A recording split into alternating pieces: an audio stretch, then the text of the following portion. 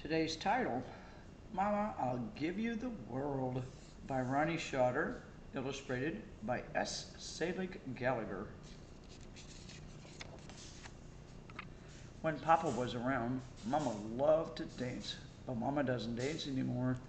She works hard every day at Walter's World of Beauty, cutting, coloring, and curling. After school each afternoon, Louisa's bus drops her at the door of the world. Everyone greets her, Walter, Rupa, Jorge, but especially Mama. Mama smiles and makes a place for Louisa on a cushion under the palm tree. First things first, Mama always says. So there by Walter's bottles of beauty, with names that whisper promises, Raspberry Radiance, Evening Glamour Glow, Sunday Night Soother, Louisa does her schoolwork. While Mama, like a magician, turns Mrs. Coo's dark hair the color of sunset, Walter, George, and Rupa cut and comb. Louisa does a math problem. Then she writes a story for English about a girl with a magic brush that brushes people's cares away. When she finishes her homework, Louisa takes out her scissors, her glue, her paper, and does what Mama does. Cuts and colors and curls portraits of the customers.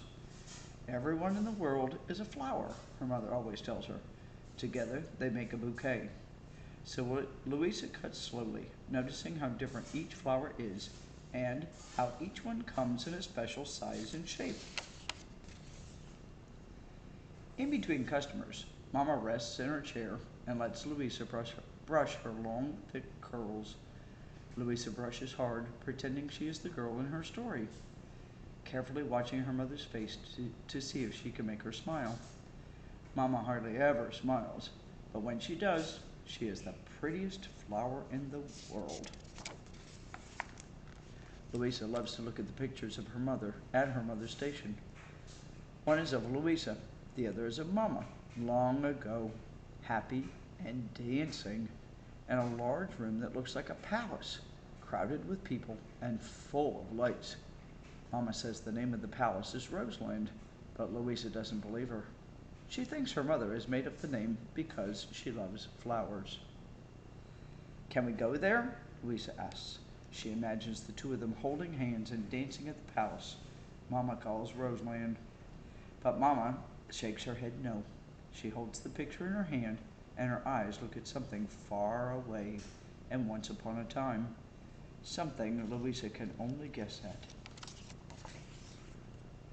Under the dryers, the ladies loudly whisper their secrets.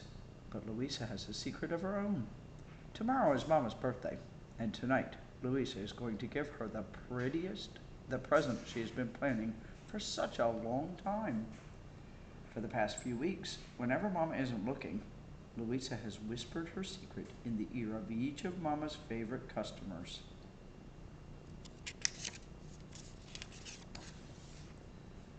When she sweeps up snippets of hair for handsome Mr. Anselmo, she always tells Mama, just a little off here and a little off there. Please leave it as long as you dare. For you see, don't you know, you can see it is so, that I haven't a lot left to spare. When she helps Mrs. Malloy, bent over and sad as she inches into the world on her walker, but smiling and standing nearly straight an hour later, when she's feeling beautiful again, she leaves. And she helps Mama brush and braid Hazel May Dixon's go everywhere hair till it looks like neat, shiny rows of licorice. When she sprays fussy Mrs. Fogelman's hair that refuses to stand up and obey until Mama teases it with a comb so it can't help standing up, fluffy and high as a great gray cloud, just the way Mrs. Fogelman likes it. And when she removes the giant pink and purple rollers that turn Mrs. Rodriguez's dark tangles into an ocean of gentle waves. At 6 o'clock, it's time at last to go home. Louisa exchanges secret winks with Walter, George, and Rupa. Then she and Mama hang up their smocks and empty their pockets, heavy with tip money. It all goes into a special envelope. First things first, Mama says. She is saving for Louisa, for college. Mama wants Louisa to learn everything. Outside, the world stretches before them, dark, mysterious, and twinkling, with store and street and starlight. Louisa and Mama stand together, looking at it, feeling oh so small. Mama's hair sparkles in the lights, so do her eyes. The world is big, so much more for you to know, so much more for you to see.